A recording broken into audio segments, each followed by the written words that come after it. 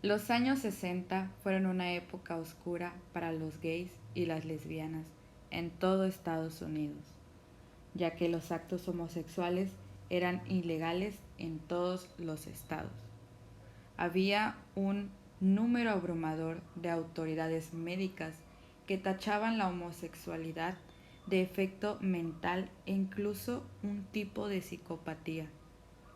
En aquella época, lo que hacían los psiquiatras era convencerte de que fueras heterosexual. Y si eso no funcionaba, empleaban técnicas como el condicionamiento aversivo.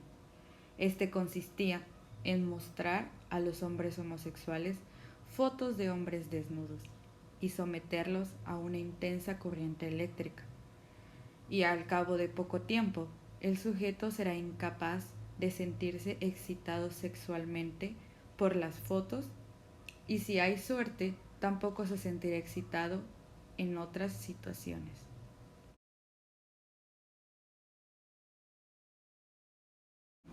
Los homosexuales que eran condenados a ser ingresados en manicomios por ser considerados psicópatas sexuales eran sometidos a las esterilizaciones, otras veces eran castrados o sometidos a procedimientos quirúrgicos como la lobotomía.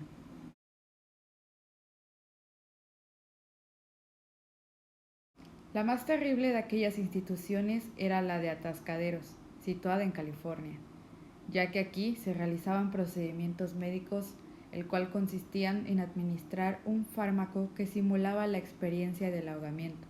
En otras palabras, era una tortura producida de forma farmacológica.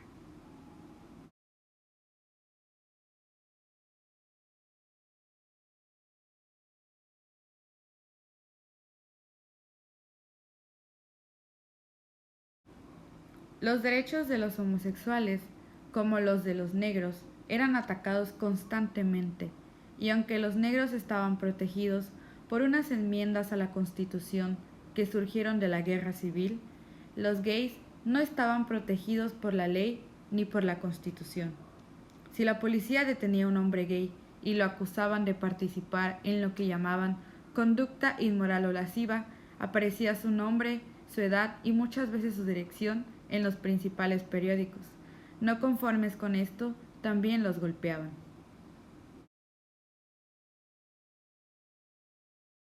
Estas personas solo contaban con algunas organizaciones homosexuales, como la Sociedad Matachín, las Hijas de Bilitis, entre otras, aunque muchas de estas solo eran formadas por dos personas, así que no era mucho lo que podían hacer. La Sociedad Matachín fue la primera organización a favor de los derechos de los homosexuales, y esta ayudó a que disminuyera la violencia y el arresto a estas personas.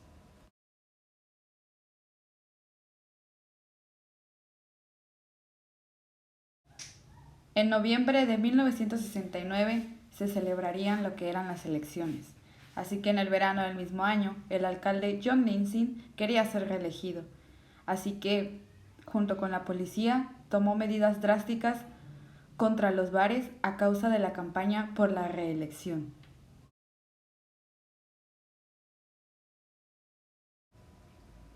Aumentaron las redadas en los camiones y en los bares gays. Había bandas de justicieros que usaban walkie-talkies para coordinar sus ataques contra estos. A algunos los estrangulaban, les disparaban, los tiraban al río, los chantajeaban. Esto se convirtió en una historia de terror.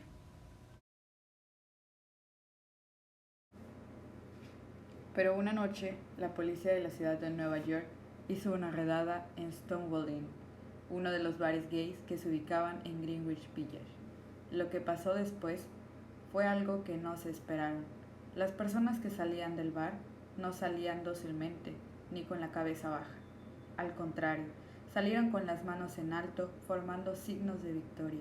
Comenzaron a gritar, comenzaron a pelear, a lanzar objetos. Bailaban frente a los policías en forma de burla.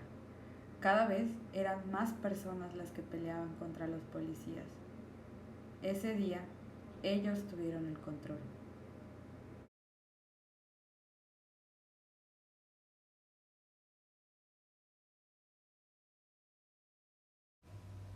A estas personas que tienen una orientación sexual distinta, se les negó no solo el derecho de disfrutar su sexualidad plenamente, sino que por muchos años se había dañado su dignidad y su integridad.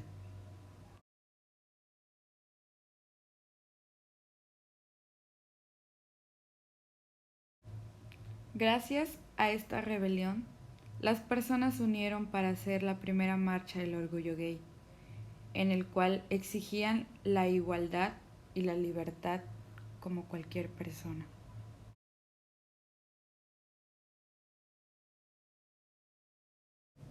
Todos los seres humanos nacen libres e iguales. Por eso, todas las personas deben tener garantizada la misma libertad, igualdad y dignidad, los llamados derechos humanos.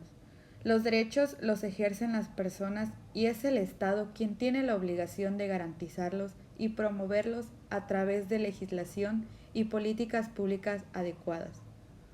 Los derechos sexuales y reproductivos son parte de los derechos humanos, es decir, que son propios a todas las personas sin discriminación alguna.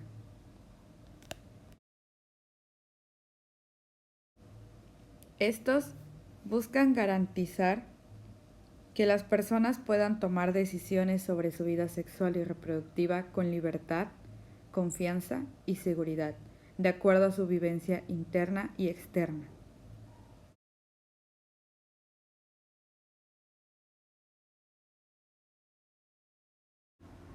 Los derechos sexuales se encuentran, en parte, reconocidos en las declaraciones de la ONU sobre los derechos reproductivos y salud reproductiva.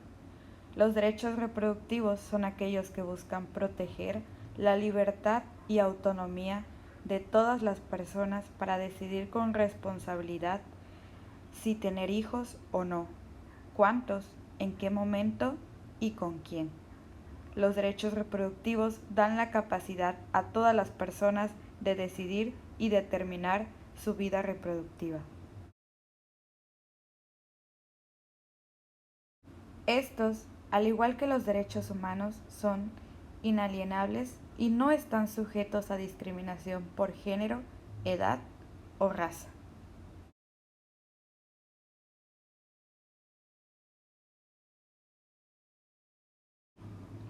El origen del concepto de derechos reproductivos en el marco de Naciones Unidas y la Organización Mundial de la Salud aparece en la Conferencia de Teherán de 1969 y en la definición de Bucarest como el derecho fundamental tanto de las parejas como de los individuos.